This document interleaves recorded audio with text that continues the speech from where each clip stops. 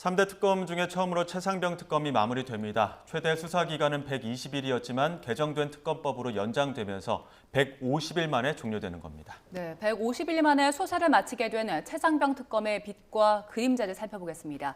오늘 두 분과 함께합니다. 서정빈 변호사, 신규혜 사회부 기자 나와 있습니다. 어서 오세요. 안녕하십니까. 자, 먼저 일단 사건의 시작으로 들어가 보겠습니다. 2023년 7월이었었는데 예천에서 무슨 일이 있었는지부터 짚어볼까요? 네, 정확한 날짜는 2023년 7월 19일입니다. 경북 예천 내성천 일대에서 벌어진 일인데요. 그날 오전 9시쯤에 예천 황지리에 있는 실종자 수색 현장에서 채모 상병이 급류에 휩쓸려서 실종이 됐고요. 그날 늦은 밤에 심정지 상태로 발견됐습니다. 박정훈 대령을 중심으로 한 해병대 수사단은 이 순직의 책임이 누구에게 있는지를 두고 수사를 벌였는데요. 그래서 모두 8명에게 업무상 과실치사의 책임이 있다고 봤는데 이 가운데 임성근 전 해병대 1사단장도 포함이 돼 있었습니다. 해병대 수사단의 조사 결과에 따르면 임 전 사단장의 바둑 판식으로 강 바닥을 찔러가면서 수색하라는 지침이 결국 현장에서 허리 아래까지 입수하라는 지시로 이어진 거로 확인이 됐습니다. 그 당시에는 이렇다 할 안전장구도 제대로 갖춰져 있지 않았던 걸로 확인이 됐고요. 그래서 해병대 수사단은 이런 내용의 결과를 2023년 7월 30일에 이종섭 전 장관에게 보고를 하고 결재까지 받았습니다. 그래서 사건 기록을 법에 따라서 지체 없이 경찰에 넘기기로 하고 다음 날에 언론 브리핑까지 하기로 했는데 이게 갑자기 다 취소가 됐습니다. 네, 그래서 당시에 모두 의아해했었는데 그 이른바 VIP 경로가 이 지점에서 등장을 한 거죠? 네, 해병대 수사단이 언론 브리핑을 하기로 한 바로 그날 오전입니다. 오전에 윤석열 전 대통령이 참석한 대통령실 안보라인 수석비서관 회의가 열렸습니다. 여기에서 윤 전 대통령이 수사 결과를 듣고 이런 일로 사단장까지 처벌하면 앞으로 누가 사단장을 하겠느냐면서 경로했다는 게 이 경로설의 골자입니다. 그 직후에 이종섭 전 장관은 02-800-7070 이 번호를 잘 기억해 두셔야 되는데요. 이게 대통령실 발신 번호입니다. 이 전화번호로 걸려온 전화를 받게 되고 그 뒤부터 곧장 해병대 수사단으로 압력이 들어가기 시작합니다. 왜냐하면 이종섭 전 장관이 이 전화를 받은 지 14초 만에 김계환 해병대 사령관, 당시 사령관에게 전화를 걸면서 압박이 시작이 되는 건데요.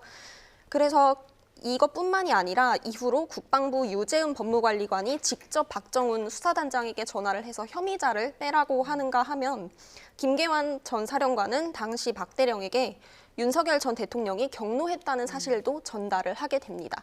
그래서 박정훈 대령이 여기에 반발하면서 수사 결과를 변경할 때 문제점을 담은 보고서까지 작성을 하게 되지만 윗선에서는 계속해서 압박이 들어가게 되고요. 그래서 이 일련의 지시들이 모두 부당하다고 생각한 박정훈 대령은 8월 2일 아침에 수사 결과를 경찰에 전부 이첩을 하게 됩니다.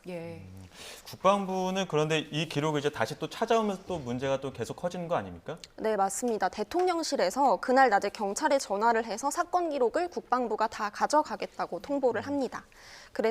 그리고 박 대령을 선보직해임을 먼저 하고요. 그 다음에는 정당한 지시를 따르지 않았다는 이유로 항명 혐의로 입건해서 수사를 개시합니다. 국방부는 당시 언론에게는 사실관계만 적힌 기록을 경찰에 넘기자는 법무관리관실의 건의를 받아들인 거라고 밝혔습니다. 네, 그러자 박정훈 대령이 행동에 나섰는데 직접 외압에 대해서 폭로를 했잖아요.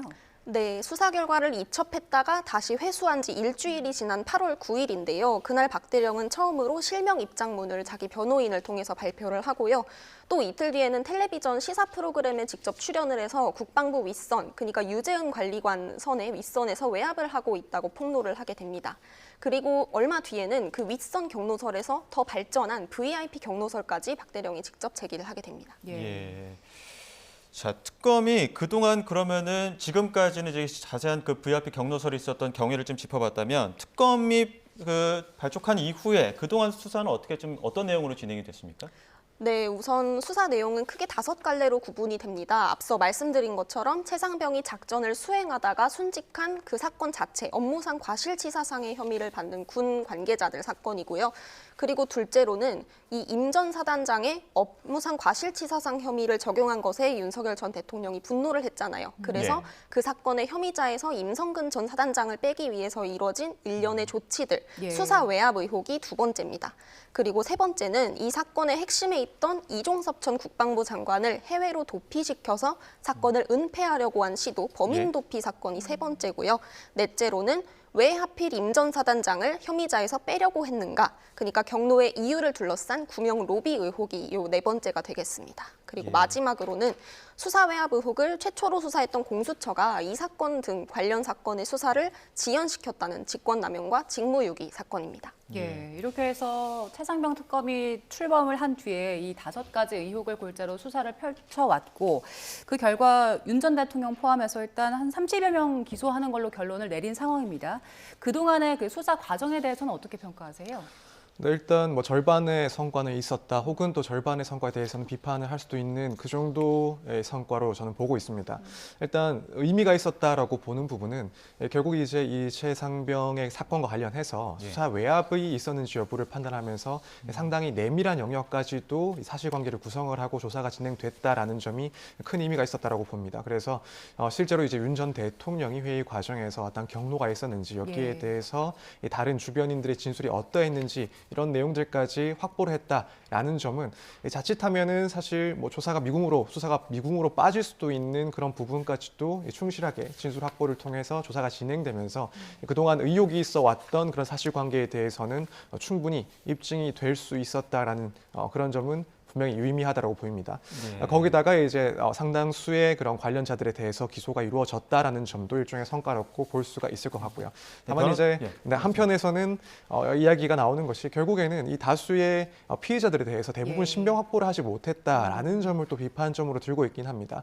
물론 수사의 난이도도 있긴 했겠지만 그럼에도 불구하고 뭐 한 명 정도를 제외하고 나서는 모두 신병 확보에 실패했다라는 점은 수사가 정말 꼼꼼하게 이 모든 관계자들에 대해서 이루어졌는가 혹은 충분히 소명이 됐는가 여부에 대해서는 비판점이 남아있는 그런 상황이 아닌가라고 생각이 됩니다. 그럼에도 변호사님이 짚어주셨던 그 성과 중 하나는 VIP 경로설 규명이라고 할 수 있겠는데요. 경로설을 부인했던 그 관계자들의 진술이 2년 만에 180도 돌변했고 수사는 급물살을 타기 시작했습니다. 당시 증언부터 한번 듣고 오시죠.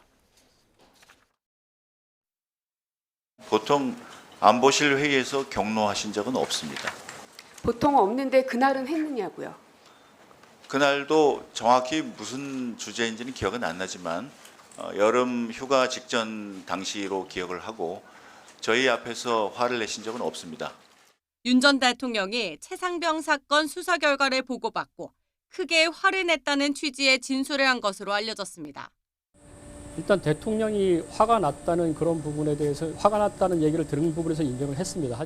사단장까지 처벌하는 것에 강한 질책을 했고 이때부터 대통령실 및 국방부 고위직들의 조직적인 직권남용 범행이 이루어지기 시작했습니다.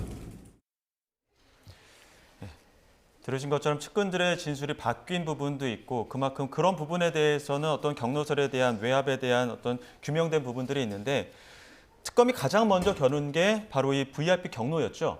네, 맞습니다. 특검은 김계환 전 해병대 사령관 소환 조사를 시작으로 국방부 그리고 대통령실 관계자들에 대한 압수수색으로 시동을 걸었습니다. 그리고 곧바로 그 경로가 있었던 수석비서관 회의 참석자들을 소환했는데요. 조태용 전 국가안보실장, 김태효 전 국가안보실 1차장, 그리고 이충면 전 외교비서관, 왕윤종 전 경제안보비서관 등이 참석자로 꼽힙니다. 이들은 모두 공통적으로 윤 전 대통령이 회의에서 경로한 게 맞다고 인정했습니다. 수사 결과를 보고받고 화를 내던 윤 전 대통령의 모습을 봤다는 겁니다. 특히 조태용 전 실장과 김태효 전 차장은 모두 경로설이 없다고 부인을 했다가 입장을 바꾼 거라 특검의 초기 수사 성과로 꼽히기도 했습니다. 그리고 또 가장 중요하게 박정훈 대령에게 경로를 전달한 당사자였던 김계환 전 사령관은 처음에는 뭐 군사법원에서도 그렇고 특검 초기 조사에서도 그렇고 경로설을 알지 못한다고 부인했다가 조금 전 녹취에서 들으신 것처럼 구속영장 심사 과정에서는 이제 돌연 입장을 바꿔서 경로설을 알고 있었다고 시인을 했습니다. 지금 신규혜 기자가 짚어준 것처럼 주요 인물들이 그 VIP 경로와 관련된 진술을 정반대로 바꾼 건데 여기서 주효했던 특검의 전략은 어떤 게 있다고 보십니까? 일단 이 관계자들 회의에 참석했다라는 관계자들에 대해서 한 명씩 차례대로 거의 대부분의 관계자들을 소환했다라는 점이 상당히 의미가 있었다라고 봅니다. 이렇게 다수의 관계자가 진술을 해야 되는 상황에서 사실 뭐 개인적으로 한 명씩 진술을 하고 조사를 하는 경우보다는 상당한 부담을 갖고 받게 될 수밖에 없습니다. 그래서 구체적인 사실관계에 대해서 일부 다른 관계자들의 진술과 엇갈리는 경우까지도 생각을 한다면 사실 진술을 모두 허위로 하기에는 상당히 부담감이 클 수밖에 없습니다. 그래서 이 특검에서는 결국에는 이런 다수의 관계자들에 대한 조사를 차근차근 진행했다라는 점이 상당히 중요하지 않았나라고 생각이 들고, 또 한편으로는 이 최상병 특검에서의 그런 조사 순서를 봤을 때는 이제 밑에서부터 이제 윗선으로 올라가는 그런 단계를 밟아 나갔습니다. 이제 그렇게 되면은 결국에는 이 사건의 주요 혐의에선 조금 멀어져 있는 사람부터 조사를 시작하게 된 것이고, 결국에는 조금 더 부담이 없는 사람들로부터 신빙성이 있는 그런 의미 있는 진술들을 확보해 나가면서 점점 윗선으로 가게 되면은 이제 어느 정도 실체관계가 확인되는 상황에서 점점 혐의와 관련된 사람들에 대한 조사가 진행되다 보니까 아무래도 좀 더 의미 있는 그리고 구체적인 진술을 확보할 수 있는 그런 수사 기법 역시도 좀 도움이 되지 않았나 이렇게 생각이 됩니다. 그러니까 사실 이 VIP 경로설과 관련해서 가장 중요한 거는 이 경로가 이종섭 전 장관에게 내려갔느냐, 이 부분이 중요한 거 아닙니까? 네, 맞습니다. VIP 경로설이 제기됐을 당시 앞서 말씀드렸던 전화번호 있지 않습니까? 예. 02800-7070. 이게 대통령실 발신번호라고 말씀드렸었는데, 이 통화가 윤 전 대통령이 직접 이종섭 전 장관에게 경로와 질책을 전달한 그 포인트가 아니냐는 추측이 굉장히 무성했습니다. 그럼에도 이제 2년 정도 이 통화의 발신자가 베일에 쌓여 있었는데, 이 특검의 수사 과정에서 발신자가 윤 전 대통령이었다는 사실을 이종섭 전 장관 본인이 직접 인정을 했습니다. 이 사실은 YTN 단독 보도로도 알려졌고요. 예. 근데 이제 다만 이종섭 전 장관 본인은 이 통화에서 경로, 내지는 보류 지시 같은 건 없었다고 하기는 했습니다. 하지만 특검은 수사를 통해서 해당 통화에서 윤 전 대통령이 이런 일로 지휘관까지 엮어서 처벌하면 어떡하느냐며 이종섭 전 장관을 질책한 거로 판단했습니다. 네, 그리고 그 경로 한마디에 수사 결과가 뒤집힌 걸로 확인되기도 했지요. 네, 맞습니다. 해병대 수사단에서 국방부가 사건을 가져오지 않았습니까? 그래서 국방부는 조사본부에서 이 사건을 다시 들여다보게 했습니다. 그런데 조사본부는 처음에는 임 전 사단장, 임성근 전 사단장을 수사가 필요한 대상으로 포함해서 윗선에 보고했습니다. 이게 최초의 재조사 결과인데, 박진희 전 군사보좌관 그리고 유재은 전 법무관리관 같은 윗선에서 집요하게 조사본부를 압박합니다. 그래서 조사본부의 수사보고서가 5번이나 수정이 되는데요. 그래서 이 5번에 걸친 수정 끝에 임성근 전 사단장은 혐의자에서 빠지게 됩니다. 그런데 특검이 수사를 해보니까 최상병 사건 수사 결과가 뒤집히기만 한 게 아니었습니다.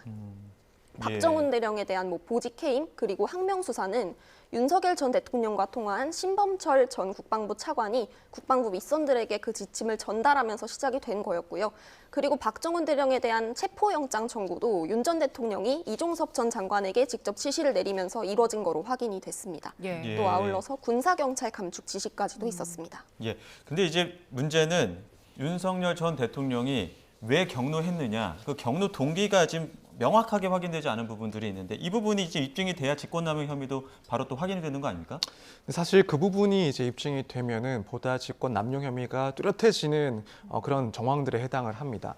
결국 지금 직권 남용에서 윤석열 전 대통령 등 주요 관계자들에 대해서 관계자들의 입장을 보면은 이제 혐의를 부인을 하고 있습니다. 특히 네. 이제 윤 전 대통령과 관련해서 직권 남용의 입증이 상당히 이제 까다로운 이유가 결국에는 행정부의 수반이기 때문에 수장이기 때문에 이 권한 자체가 무척이나 넓고, 그렇다면은 이 사안 같은 경우에 일종의 지시 역시도 이 권한에 포함된 것이다라는 주장을 할 것이고, 또 그 부분 분명히 재판부에서도 좀 신중하게 판단할 부분입니다. 그렇기 때문에 당시에 이런 지시가 왜 있었는지, 이것이 부당한 지시라고 한다면 그 동기가 무엇이었는지를 특검 입장에서는 밝혀내고, 그걸 기반으로 해서 적법한 권한 행사가 아닌 부당한 권한 행사였다라는 점을 입증하는 것이 더 용이해지는데, 그렇기 때문에 당시 임성근 전 사단장에 대한 구명 로비가 어떻게 있었는지, 관련 당사자들이 누구이고 그러한 로비는 어떻게 전달되었는지, 여기에 대해서 언론뿐만 아니라 특검에서도 상당히 좀 신경을 써서 수사를 진행했을 부분인 것으로 보입니다.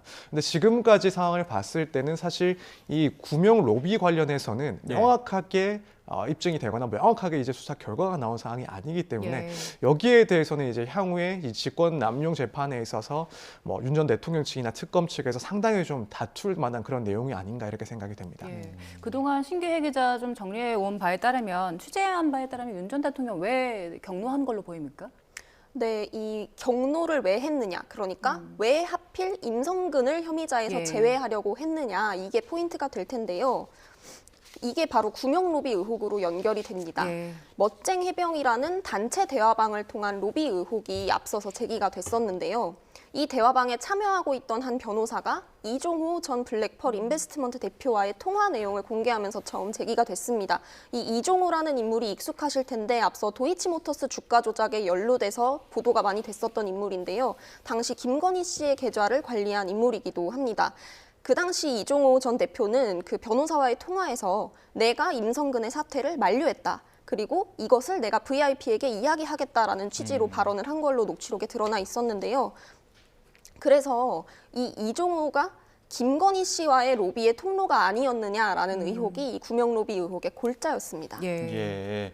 그 또 다른 갈래가 하나 있습니다. 지금 구명로비 의혹도 있겠지만 이 수사 외압과 관련해서 은폐를 했다는 어떤 정황들도 있기 때문에 이 부분도 문제가 됐는데 이종섭 전 국방부 장관 호주로 보낸 거, 그 부분 이제 윤석열 전 대통령 지시로 판단한 부분이 특검의 판단입니다. 이 전 장관은 출금 해제 논란에 대해서 말도 안 되는 얘기를 하면서 강력하게 부인하기도 했는데 저희가 그때 당시의 목소리를 따로 준비를 했습니다. 듣고 오시죠.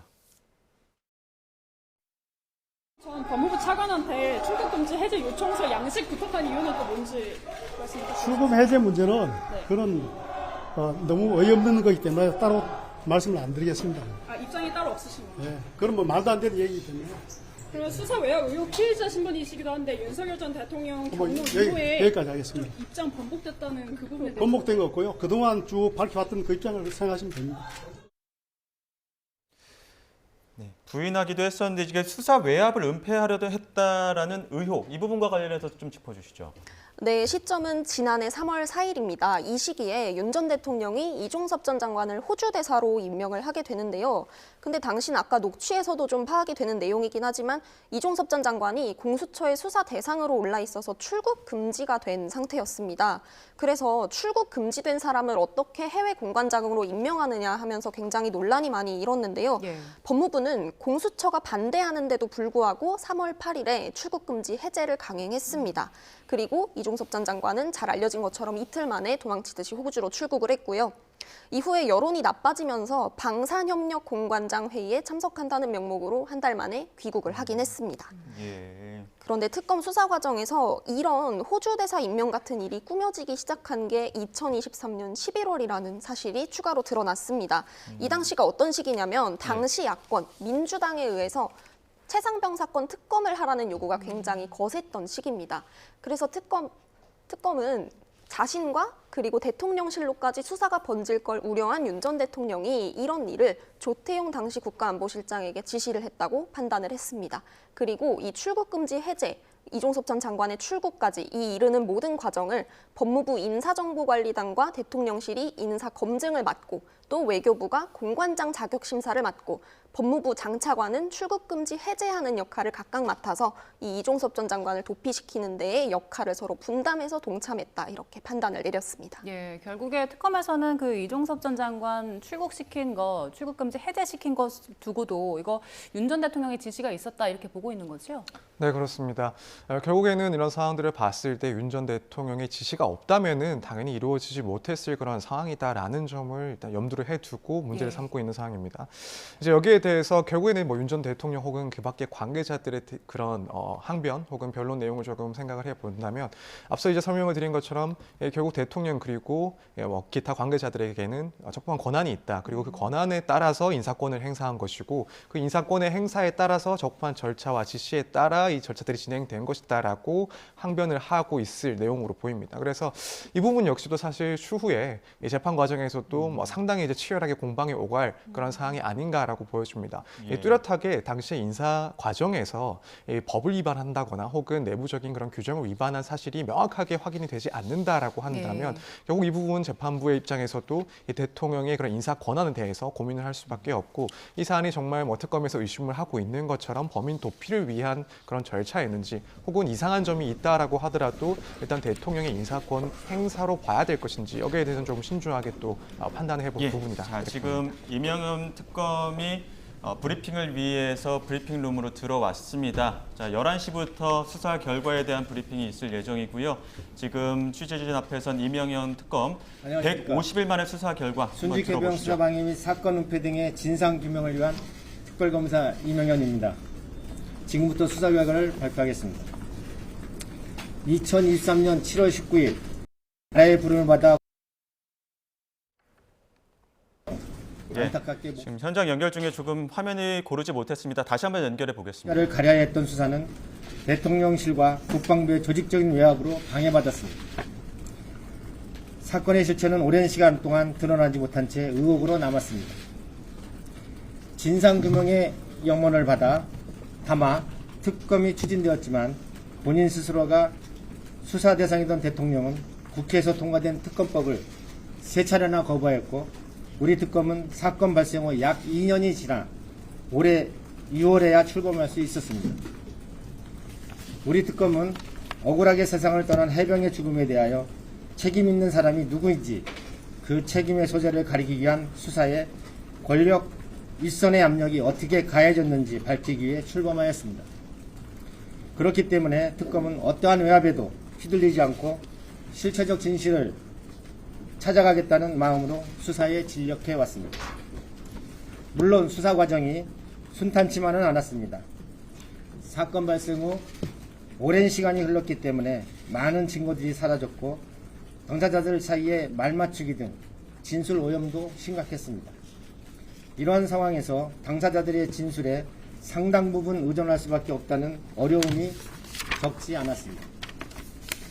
또한 특검이 청구한 구속영장 등에 대한 서울중앙지방법원의 영장재판부의 과도한 기각은 아쉬움이 남는 부분입니다.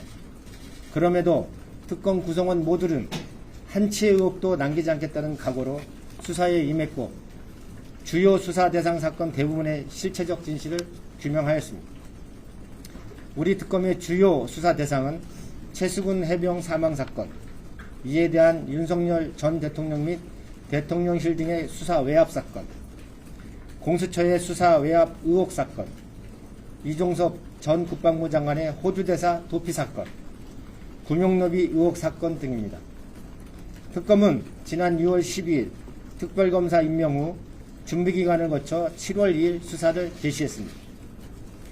수사 기간 150일 동안 대통령실, 국가안보실, 국방부, 법무부, 외교부, 공수처 등에 대한 압수수색을 약 180회가량 실시하고 피의자 및 참고인 등 약 300여 명을 조사하였으며 휴대전화, PC 등 디지털 장비에 대한 포렌식 분석을 약 430점 이상 실시하였습니다.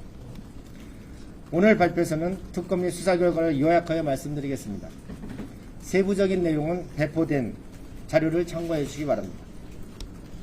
먼저 최수근 해병 사망 사건의 수사 결과를 말씀드리겠습니다.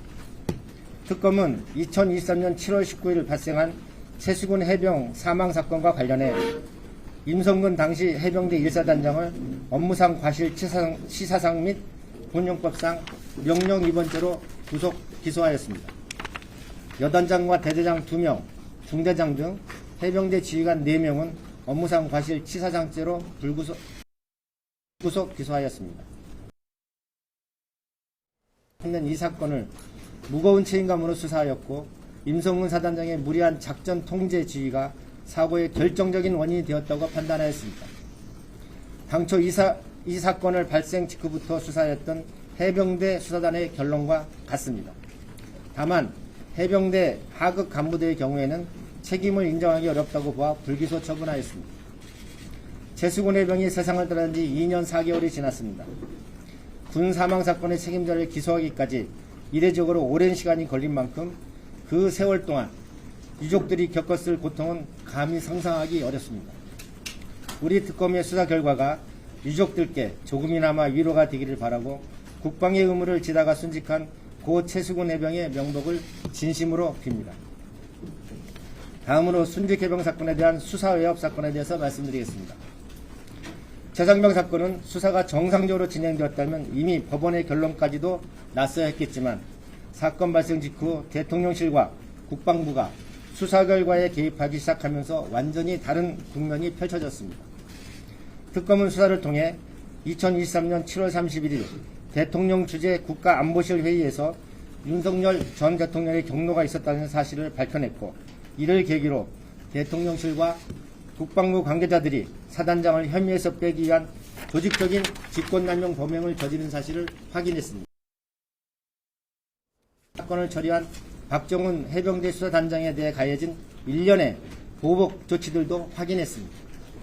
이에 특검은 윤석열 전 대통령, 이종섭 전 국방부 장관 등 윤석열 정부의 공직자 12명을 직권남용, 권리행사 방해죄 등으로 불구속 기소하였습니다.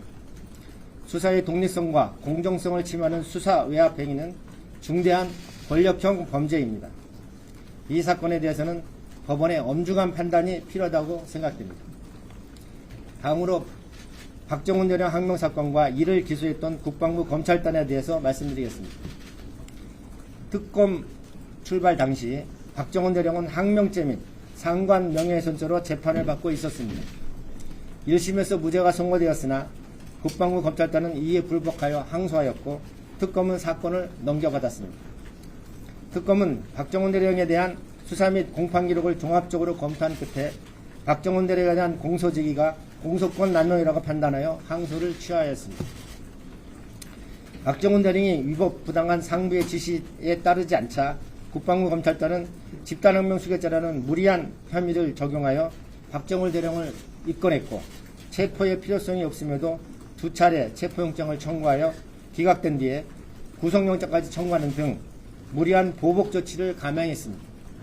이러한 보복 조치 역시 대통령과 국방부 장관의 지시에 따른 것이었습니다. 이와 관련하여 특검은 박정훈 대령에 대한 구속영장 청구에 허위 내용을 기재한 군검사 2명을 허위 공문서 작성 및 행사, 직권남용 감금죄로 기소했습니다. 다음으로 공수처의 수사 외압 의혹 사건에 대해서 말씀드리겠습니다. 공수처는 최상병 사망 관련 수사 외압 사건을 우리 특검이 출범하기 전까지 수사하였던 기관입니다. 그런데 공수처의 수사에 대해서도 외압이 있다는 의혹이 제기되었고, 특검법은 이 부분 의혹을 수사 대상으로 포함했습니다. 특검은 수사 결과 윤석열 전 대통령이 임명한 공수처 부장검사들이 공수처 지휘부를 장악하여 최상병 사건의 수사를 방해한 사실을 확인했습니다. 이러한 수사 방해행위는 결국 신속한 수사와 증거 확보에 지장을 초래하였고, 최상병 관련 사건의 실체적 진실규명을 어렵게 만든 원인이 되었습니다. 이에 특검은 공수처 전 부장검사 2명을 직권남용 관련사 방해죄로 기소하였고, 특검 수사 과정에서 현 공수처 처장, 차장 등의 직무유기 혐의도 인지하여 이들도 불구속 기소하였습니다. 특검은 객관적 증거들이 토대로 공수처 전 현직 지휘부의 수사 방해 및 직무유기가 명백히 확인된다는 것을 결론을 냈습니다. 이러한 상황에서 혐의가 확인된 사람들을 기소하지 않는다면 오히려 특검이 직무를 유기하는 것이라 판단하였습니다. 다음으로 호주대사 사건에 대해서 말씀드리겠습니다. 최상병 관련 수사협 사건의 핵심 피의자인 이종섭 전 장관은 공수처의 수사를 받던 중 2024년 3월 호주대사로 임명되어 출국했습니다. 출국 금지된 피의자가 수사기관의 반대 의견에도 불구하고 외국에 공관적으로 임명되어 출국한다는 것은 쉽게 납득하기 어려운 일이었고, 수사 대상을 외국으로 도피시켜야 한다는 언론의 비판이 상당한 정도로 제기되었습니다. 특검은 윤석열 전 대통령이 최상병 관련 수사가 자신과 대통령실에까지 확대되는 것을 우려하여 이종섭 전 장관을 외국으로 내보내도록 지시한 사실, 이종섭 전 장관을 호주대사로 부임시키기 위하여 대통령실, 외교부, 법무부가 조직적으로 역할을 분담하여 대통령의 지시를 실행한 사실을 확인하였습니다. 이 과정에서 법령에 명시된 절차와 요건은 모두 무시되었습니다.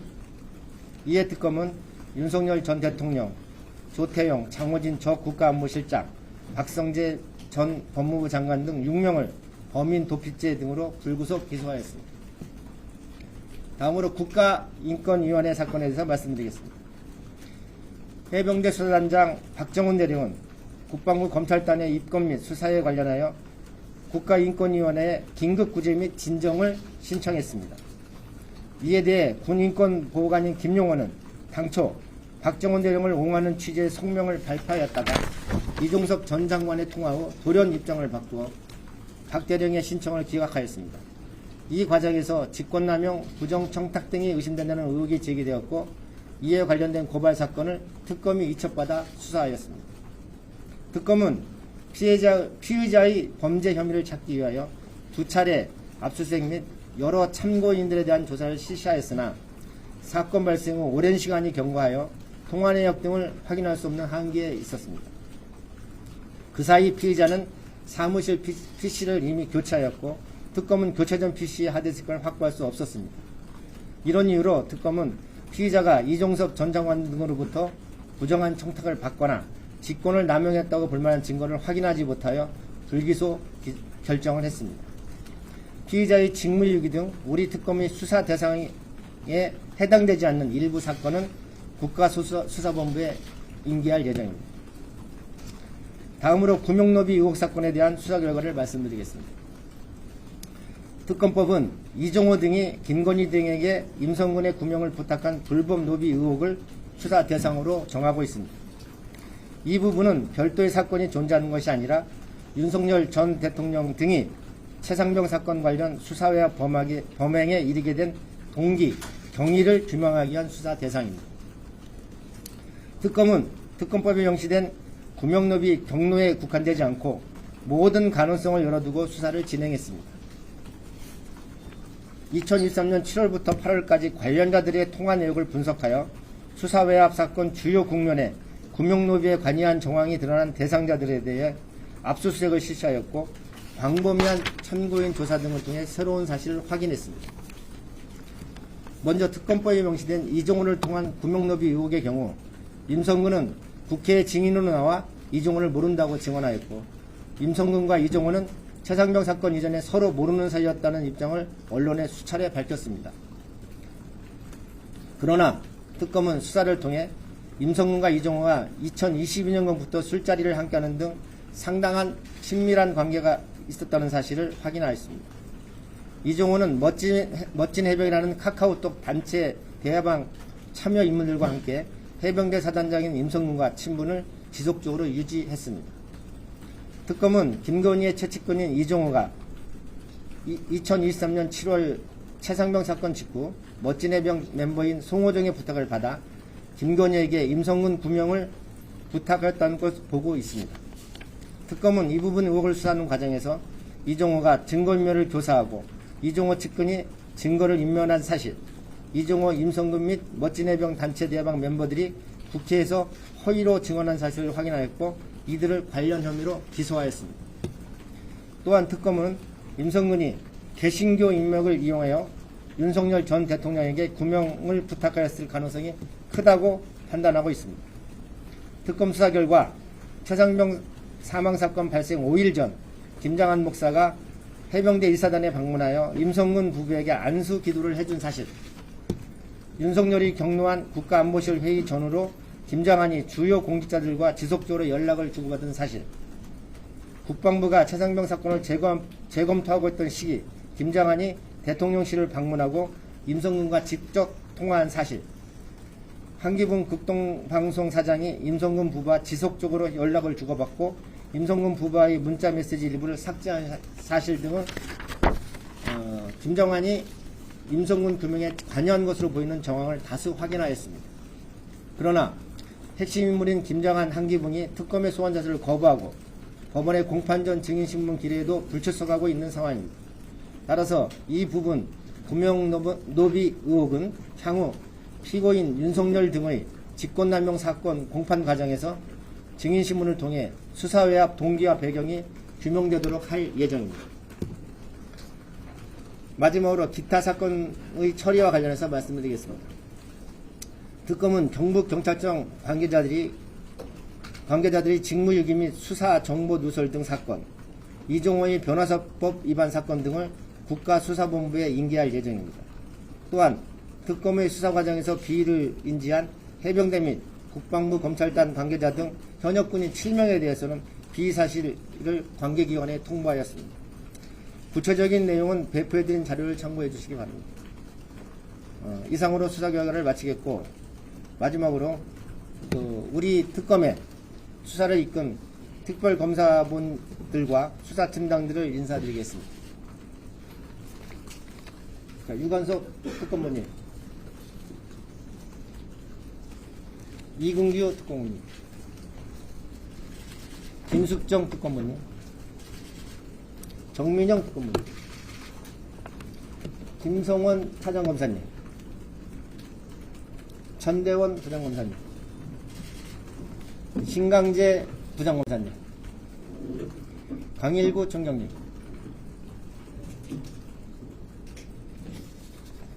이분들이 이 특검을 수사를 하신 수사팀장님과 특검원입니다. 또 이 자리에 오지 못했지만 짧지 않은 수사기간 내내 사명감을 가지고 불철주야 수사에 변이했던 특검 구성원 모두에게 진심으로 감사드립니다. 또한 특검의 수사에 관심을 갖고 응원해주신 국민 여러분과 우리 특검의 수사 활동을 꾸준히 취재하여 보여주신 언론인 여러분께도 감사드립니다. 순직해병 특검은 오늘로 150일단의 수사를 마무리합니다. 수사기한은 끝났지만 윤석열 전 대통령을 비롯한 피고인들이 자신의 행위에 상응한 책임을 지을 수 있도록 우리 특검은 앞으로도 공소유지에 최선을 다하겠습니다. 감사합니다.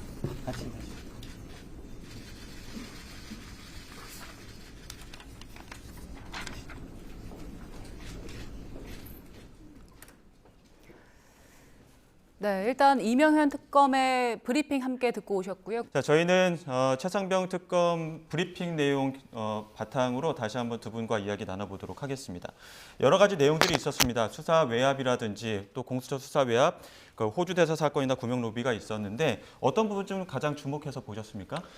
네, 일단 전반적으로 이번 특검의 수사 과정 그리고 결과에 대해서 모두 요약을 해서 발표를 한 내용들은 다 의미 있게 새겨들을 수 있었던 것 같고, 이제 한편으로는 이제 수사의 그런 과정에서 어려운 점에 대해서 조금 이야기가 나왔다라는 점 개인적으로 조금 신경이 쓰이는 부분이긴 했습니다. 결국 이 최상병 특검과 관련해서 가장 큰 장애 요소라고 할 만한 것이 사건이 발생하고 나서 시간이 상당 부분 소요가 됐다라는 점이 아니었나 싶은데 이 부분이 이제 언급이 됐습니다. 그래서 뭐 관련한 사건에서 공수처의 수사가 있긴 했었습니다만 그럼에도 불구하고 이 특검 측에 이첩되면서 당시에 증거들이 미비했다, 충분한 증거들이 없었다라는 점이 언급이 됐었고 결국 이런 시간이 상당히 소요됐다는 점 그리고 그 기간 동안 이첩되기까지의 기간 동안 충분히 확보할 수 있었던 증거 자체가 부족했다라는 점이 이 특검 입장에는 상당히 좀 수사에 어려움을 더하는 부분이 아니었나라는 점을 다시 한번 좀 이해할 수 있는 부분이었습니다. 그래서 이제 그렇게 되면 앞으로 이제 이 재판 과정에서도 이 객관적인 물증에 조금 부족이 있다라고 한다면 사실 법정에서 상당히 이제 다툼이 치열하게 진행될 것이다라는 점이 한 번 더 예상되는 그런 시점이었다라고 생각이 됩니다. 신기혜 기자는 어떤 부분 주목해서 들으셨어요? 네, 저는 아무래도 이전까지 브리핑이 진행이 됐었던 수사외압 의혹, 그리고 뭐 공수처의 수사 지연 의혹, 그리고 범인 도피 의혹 등과 관련해서는 이미 기존에 나왔던 내용들이었고, 그래서 기존의 브리핑이 따로 없었던 구명 로비 의혹 부분을 좀 관심 있게 들을 수밖에 없었습니다. 그리고 또 신기혜 기자 그 관련 소식 준비하면서 그 수사 과정이 순탄치 않았다라는 이명현 특검팀의 이야기도 있었습니다만 그와 관련된 내용들도 좀 취재가 된 게 있지 않습니까? 네, 앞서 브리핑에서 들으신 것처럼 이명현 특검이 법원의 과도한 영장 기각이라는 표현을 사용을 했는데요. 신병 확보 상황을 언급하지 않을 수가 없습니다. 이게 아무래도 최상병 특검은 다른 특검과 비교하면 수사 초중반에 신병 확보 시도가 거의 없었다고 봐야 할 것 같습니다.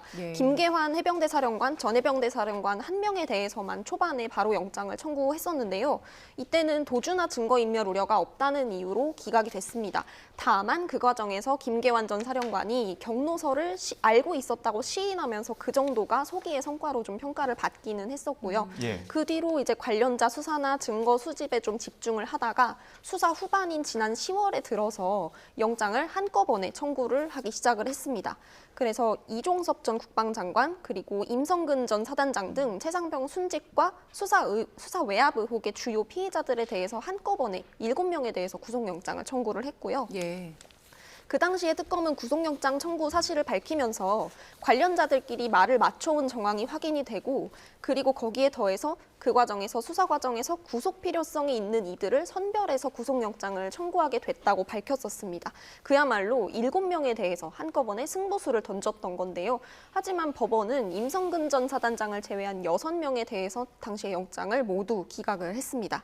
특검은 또 이후에 수사 방해 혐의를 받는 김선규, 송창진 전 공수처 부장검사들에 대해서도 영장을 청구했지만 법원은 이것도 기각을 했는데 공통적으로 영장이 기각된 8명의 경우에는 법원은 법리적으로 다툴 여지가 있다고 기각 사유를 판시를 했었습니다. 예.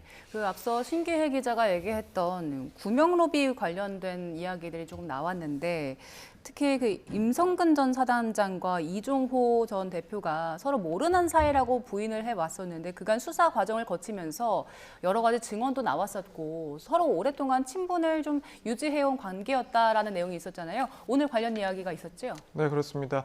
이제 이 부분에 대해서 결국에는 추후에 이제 재판 과정에서 조금 그 구명 로비와 관련된 구체적인 사실관계들을 도출시키겠다라는 입장이 조금 확인이 됐습니다. 예. 이제 앞서 언급을 했던 것처럼 사실 뭐 많은 관심을 갖고 있던 부분이 과연 이제 윤 전 대통령의 이런 외압이 실제 했다면 그 동기는 무엇인가 이 부분이 중요하게 이제 중요한 관심사 중에 하나였고 예. 사실 여기에 대해서 수사 과정에서 명백하게 사실관계가 확인됐다라고 보기에는 조금 어려운 사항이었습니다. 그런데 이 부분 역시 당연히 중요할 수밖에 없는 것이 실제로 이제 직권남용의 고의 그리고 이 동기를 확인하기 위해서 이 부분이 상당히 강조가 돼야 되고 입증이 되어야 결국 직권남용의 고의가 인정받기가 쉬운 그런 상황이기 때문에 특검 입장에서는 수사 기간 중에는 이 부분 명확하게 결론 낼 수는 없었다 하더라도 이후에 재판 과정에서 관련 그런 증언들을 통해서 반드시 확보를 해야 될 내용이다라고 보고 있는 것 같습니다. 따라서 이번에 언급한 것과 마찬가지로 추후의 재판 과정에서 이 다수의 증인들에 대한 그 신문 과정을 통해서 이 구명 로비 의혹의 실체를 밝혀내면서 이 직권 남용 의혹과 관련된 그리고 수사 개입 의혹과 관련된 그런 동기 그리고 나아가서는 고의까지도 입증을 할 것이다라는 점을 뚜렷이한 그런 발표였습니다. 예, 저희가 이제 브리핑을 통해서도 들었습니다만 이제 최상병 사망 당시의 어떤 사건들 그리고 그 이후에 수사 외압과 관련된 일련의 상황들에 대해서 설명을 들었습니다. 그 중에서 이제 앞서 저희가 좀 풀어보지 못했던 부분이 그 공수처의 수사 외압 관련된 내용이었었거든요. 이 부분도 다시 한번 좀 짚어볼까요? 네, 일단 지금 공수처 그리고 공수처장 그리고 차장 같은 경우에는 직무 유기 등의 혐의로 지금 또 기소가 되어 있는 상황입니다. 이제 당시 과거 이제 송창진 전 공수처 부장검사의 위증 문제가 발생을 했었습니다. 그래서 2024년 7월 이제 국회 법사위 청문회에서 과거 이제 공수처에서 이 사건에 대해서 조사를 하면서 당시에 이제 이종호 전 대표가 이제 연루가 되어 있었던 사실을 그때는 알지 못했다, 뒤늦게 알았다라는 이야기를 하기도 했었고 또 한편으로는 뭐 대통령실 등에 대한 이 통신 영장과 관련해서 보완이 필요했었다라는 취지로 진술을 했었는데 이런 부분들에 대해서 다 사실이 아니다라는 그래서 위증을 했다라는 혐의로 이 공수처에 고발이 됐었습니다. 예. 그런데 이제 특검에서는 이후에 공수처에서 해당 사건에 대해서 제대로 된 수사를 진행하지 않았고 직무유기를 했다. 결국에는 이 공수처 내부에서 이 사건을 덮으려고 했다라는 그런 의혹을 제기를 한 것이고 이에 의해서 지금 공수처장, 차장 등이 다 이제 기소가 된 상황입니다. 그래서 여기에 대해서 지금 공수처에서는 상당히 반발을 하고 있는 상황으로 알려지고 있습니다. 예. 이것은 뭐 직무유기가 아니라 뭐 사실상의 그런 수사에 한계가 있을 수는 있었다. 그리고 이것은 이제 목표를 정해놓은 결론을 정해놓은 그래서 실적을 위한 특검의 기소이다라는 이제 주장을 하고 있는 상황입니다. 네, 그렇기 때문에 앞으로 이제 재판에서 좀 경론이 이어질 걸로 보이는데 그리고 또 한 가지 좀 짚어볼 것이 이종섭 전 장관 그 출국 금지 해제와 관련해서도 그 최근에 그 윤석열 전 대통령 그리고 박성재 전 장관 불구속 상태로 재판에 넘겼잖아요. 이와 관련해서 주요 혐의가 어떤 거였습니까? 네, 윤석열 전 대통령은 기본적으로는 직권남용이 적용이 돼 있고요. 윤석열 전 대통령은 이종섭 전 장관 그 본인의 수사를 회피할 목적으로 이종섭 전 장관의 도피를 위해서 호주 대사로 임명을 했다는 게 윤석열 전 대통령의 주요 혐의고 말씀하신 박성재 전 법무부 장관 같은 경우에는 그 윤석열 전 대통령의 지시를 받아서 그 지시를 받들어서 출국 금지 해제를 위해서 역할을 했다. 그래서 특검에서 밝힌 자료를 보면 예. 당시 박성재 전 장관이 공수처에 반대가 있었던 상황인데도 불구하고 출근길 도어 스태핑 그 질문 답을 하는 과정에서 출국 금지를 해제하겠다는 사실상의 의지를 드러냈던 그런 장면이 있었습니다. 그리고 그 뒤에 출국 금지가 해제가 됐는데요. 특검은 이 부분이 박성재 전 장관이 범죄의 고의를 가지고 범인 도피의 역할을 한 부분이라고 판단하고 있습니다. 예. 특검 브리핑을 보게 돼도 그러니까 윤석열 전 대통령이 구명 로비 의혹과 관련해서 그게 확대될 것을 우려해서 이종섭 전 장관을 해외로 빼내려고 외교부, 법무부, 대통령실이 조직적으로 움직였다고 했거든요. 이 조직적으로 움직인 일련의 그 과정들도 좀 다시 한번 짚어볼까요? 네, 일단은 이제 수사 외압 의혹과 관련해서 이제 윤 전 대통령이 이 사실에 대해서 경로를 하고 또 이후에 수사 외압이 있었다고 보고 있습니다. 그 과정에서 계속해서 이제 언론 등을 통해서 제기된 의혹, 그러니까 이 건에 대해서는 결국 이제 윤 전 대통령의 사적인 그런 개입이 있었다. 그런 예. 부당한 개입이 있었다라는 의혹이 있었고 결국 그 전달자 중에 한 명이 이제 국방부 전 장관이 포함이 되어 있는 상황이었습니다.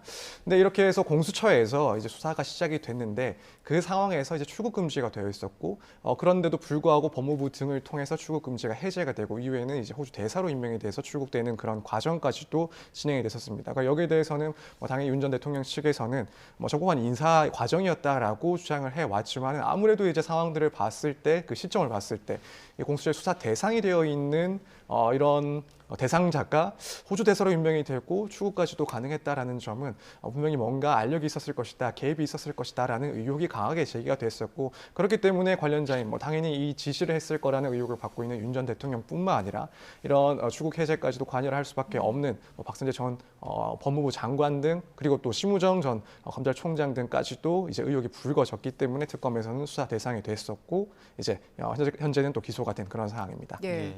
그리고 앞서 박정훈 대령이 국가인권위에 긴급구제와 진정 신청을 했는데 그 인권위의 김용원 상임위원이 여기에 대해서 일단 좀 부당한 영향력을 행사해서 기각하도록 한 혐의도 있잖아요. 근데 이 부분에 대해서 특검 쪽에서는 일단 증거 불충분으로 불기소 처리를 했는데 앞으로는 어떻게 되는 겁니까?